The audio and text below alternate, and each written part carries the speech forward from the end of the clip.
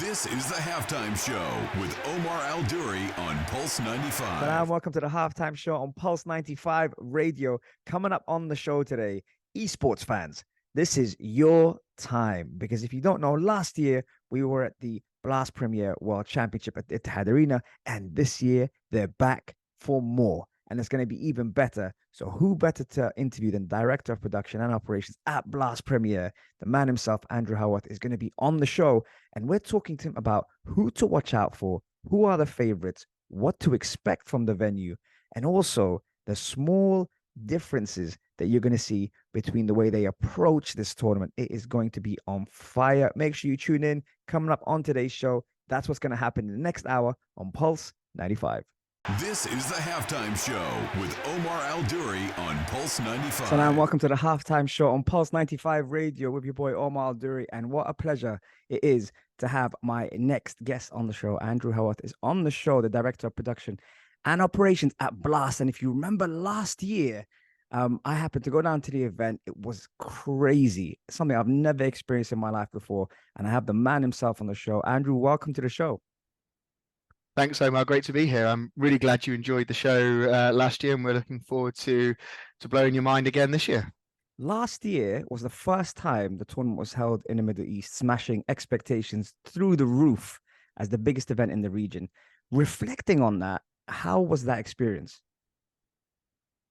It was incredible. We'd kind of seen, as you look in the social media channels and some of the gaming sort of forums, that there was a lot of interest in the Middle East in esports as a whole and on Counter-Strike. And so we were quite excited about what we could do there. But as you saw the fans and that kind of reaction, it blew our mind as well. The energy and the passion was incredible.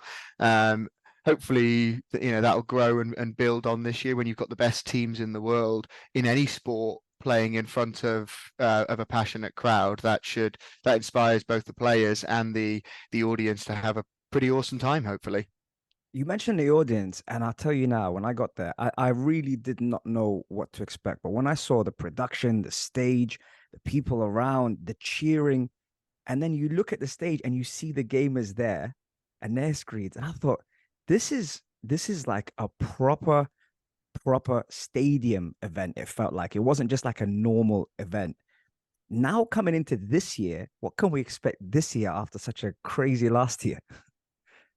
It's a rock and roll show. We in our team have worked on kind of the biggest bands and artists and Olympics around the world. So we're trying to bring that level of production to that show, so that even if you're kind of only half interested in esports or not really sure about it, but you've got a friend who is, then go along, because it is going to absolutely blow your mind. It's the most kind of exciting, engaging show that you'll see. It is like walking into a stadium for a Taylor Swift show or the sports presentation you see at the F1 down the road.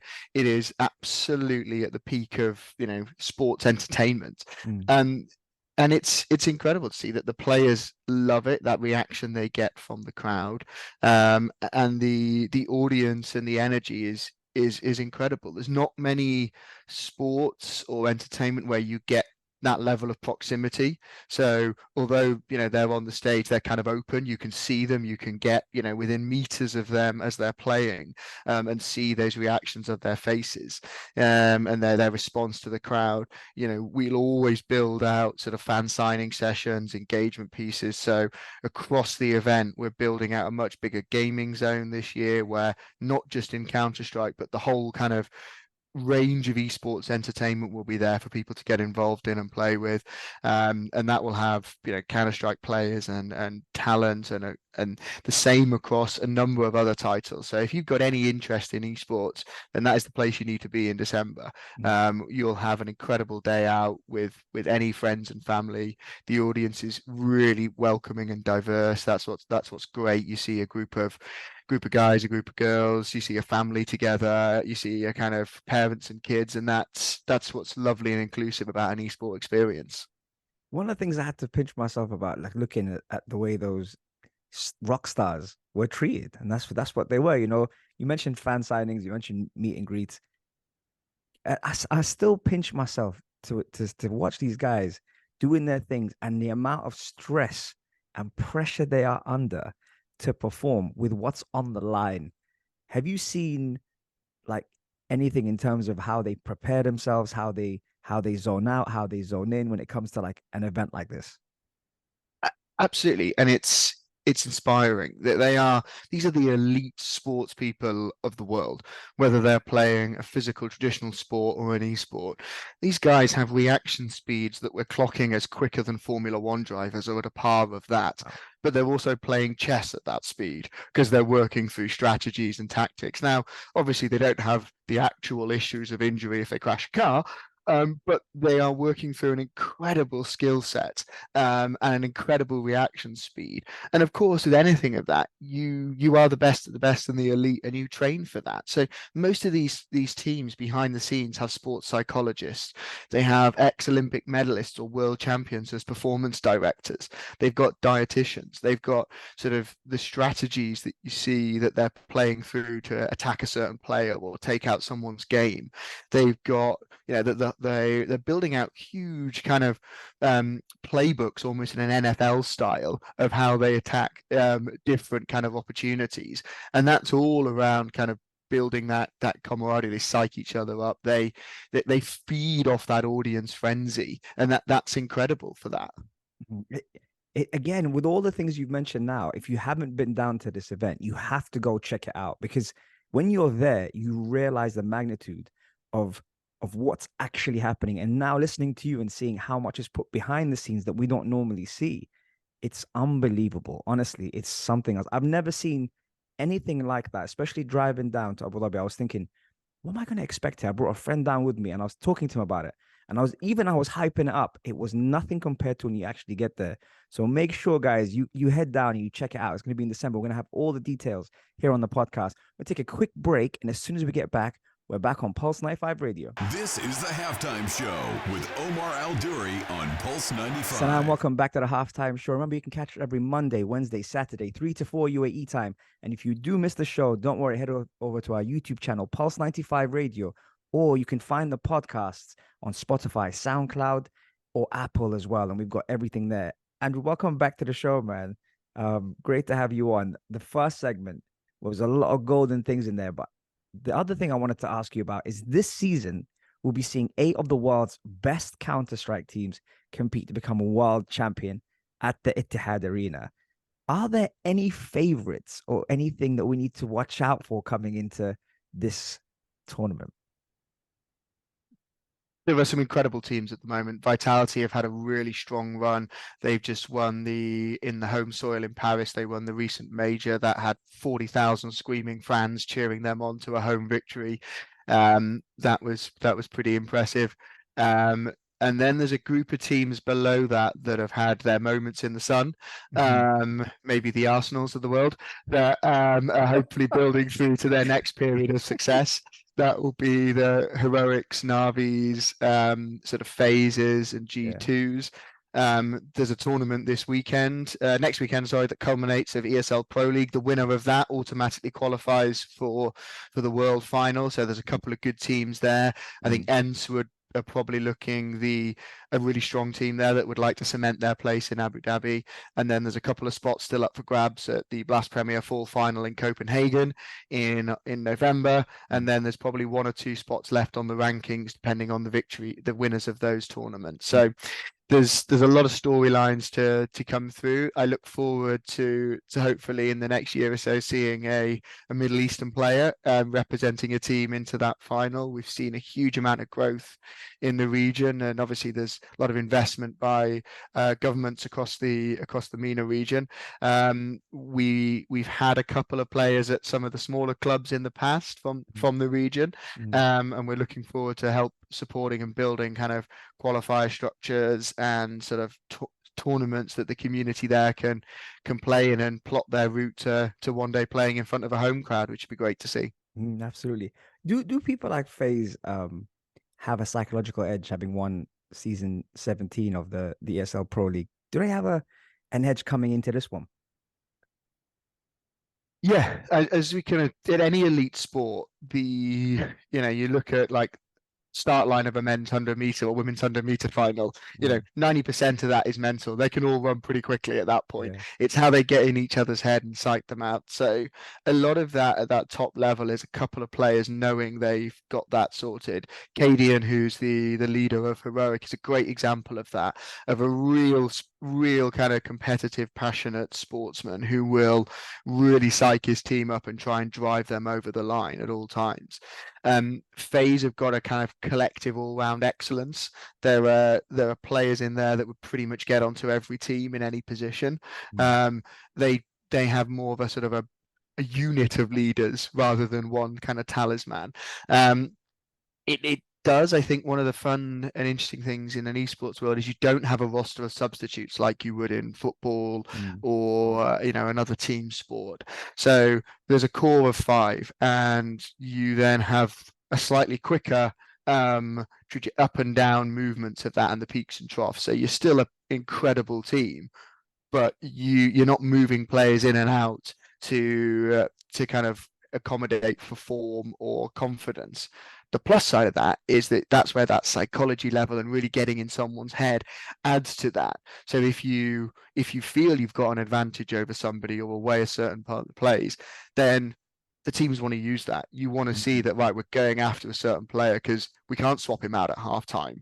So we can really try and drive that advantage home. And I think that's what makes it really, really exciting for an audience to see. And Counter-Strike as a game is brilliant, and it's why I fell in love with it as an esport, because it's incredibly approachable. It is the football of esports, is my analogy.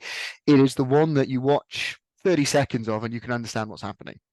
But you can then spend a lifetime falling in love with it and getting to know the nuances and the certain tactical reasons. But you can also still watch it with someone who's watched 30 seconds of it, and like a football match, they'll understand what's supposed to be happening or what someone is trying to do. So it makes it the perfect sport, the perfect esport for us to be bringing to a region and kind of growing and infusing the fan base without kind of alienating the hardcore that are there and love it. So that's why we want to build out the big fan activations around that. So you've got lots of other activity that can bring people in and keep them entertained, whether you want to play a different esport or you're just interested in it, or you really love Counter-Strike. There's something there that we can bring and inspire and entertain anybody. If FaZe were the Red Bull of their sport, who's the Mercedes? It depends what your view of Mercedes is. Hamilton's incredible, but he's I think George Russell's got a hell of a future. I would say I'm gonna go maybe they're an Astralis or a Navi.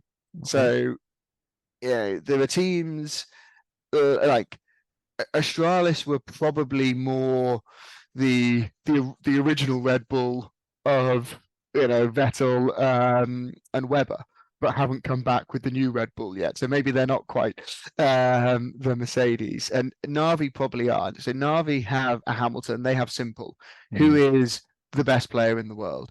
You walk around his home country and his home city, and there are, he's on airport posters like you see Salah in some of the regional airports in the Middle East.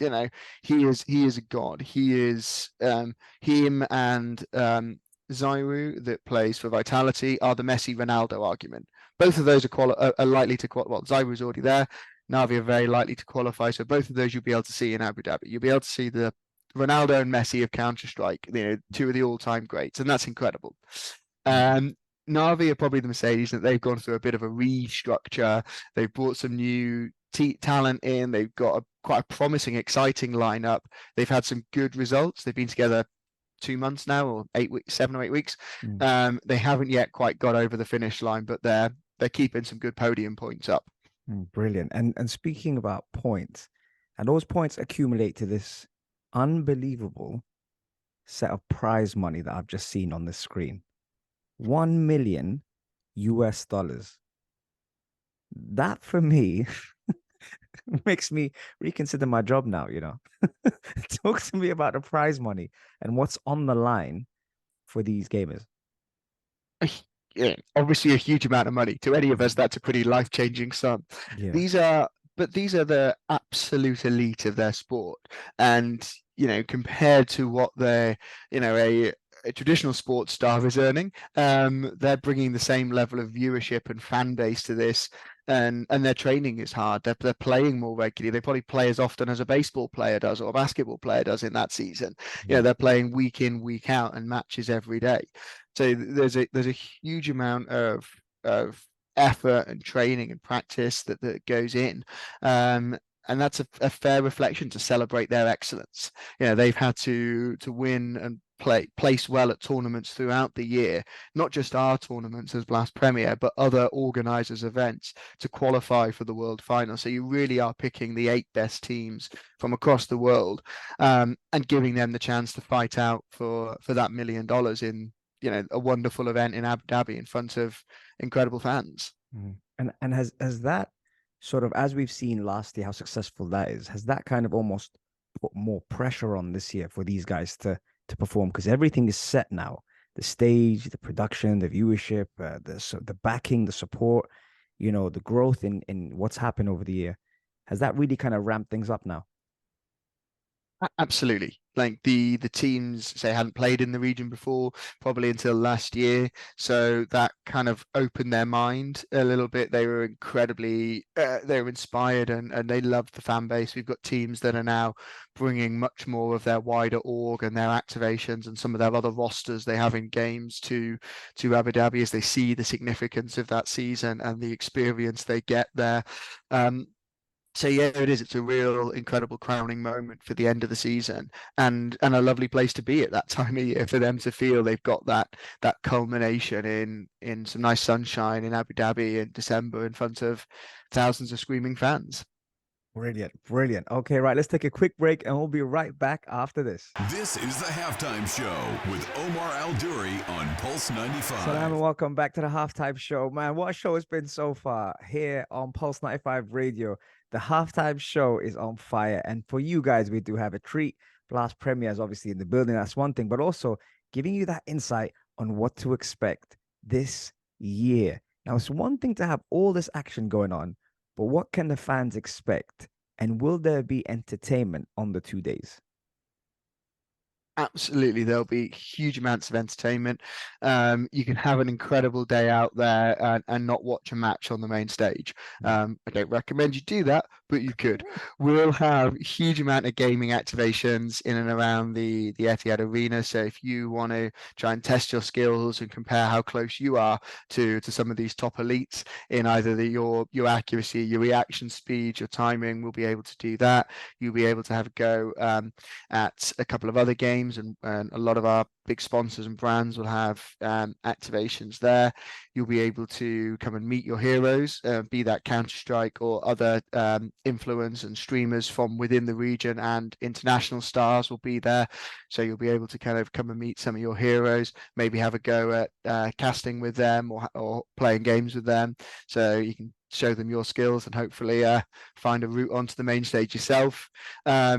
And there'll be a couple of surprise treats that we'll have on the stage as well across the weekend. So whether that be some show matches with some special guests or a couple of other performances, like there's an incredible amount for people to do for all kind of variety, for all kind of anybody that wants to come along. We've got great opportunities for families. It's a really friendly, welcoming audience. It's one of the things I love about an esports crowd.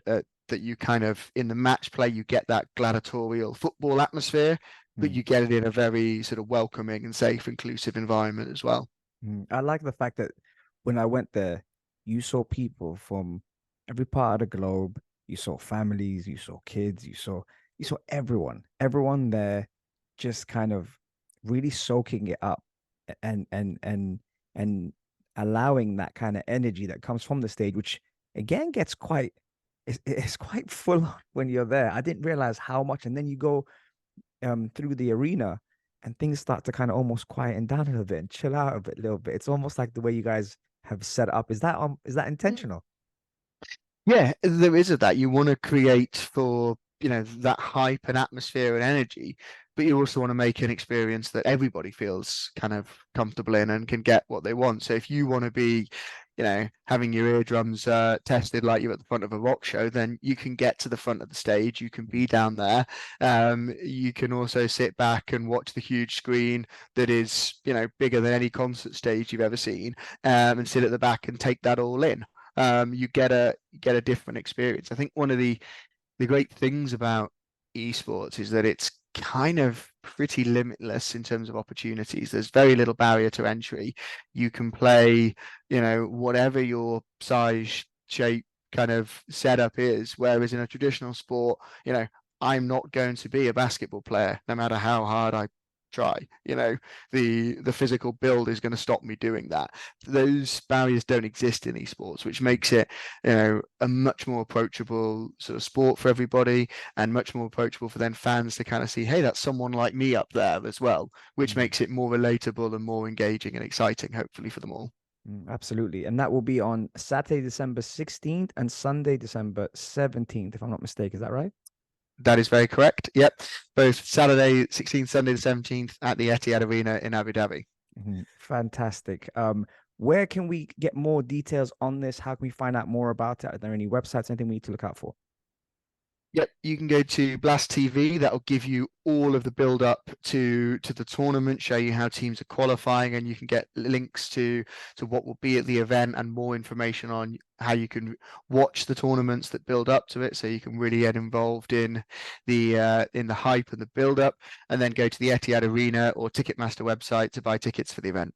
Fantastic. I look forward to seeing you there.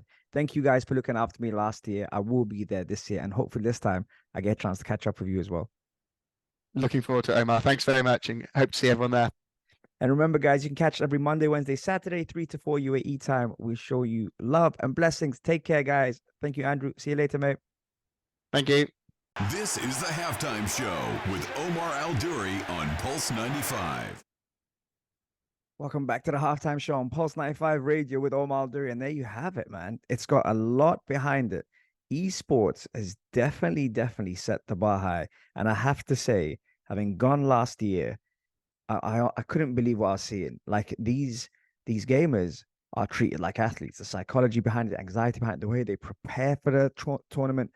I could honestly, again, don't underestimate. If it's the first time you're going, your mind will be blown, because the stage, the production, the lights, it was crazy. And speaking to Andrew there, it was great, because I didn't meet him last year when we did the interview, but we said hello very, very briefly. And I have to say, he really kind of welcomed this year on after such a massive last year. And I will be there this year. So if you are down there, come down, say hi, check out the venue, check out all the stuff they're doing. They're only perfecting it more and more with each year that comes. And the fact that it's hosted out in the UAE, that tells you the Etihad Arena will be on fire. So make sure you tune into that. And thank you guys for locking in today. Plenty of insight, the favorites, the prize money, everything you kind of expected that you wanted to know. You will find that out on this episode on Pulse 95 Radio. Guys, take care, stay blessed, and I'll see you soon.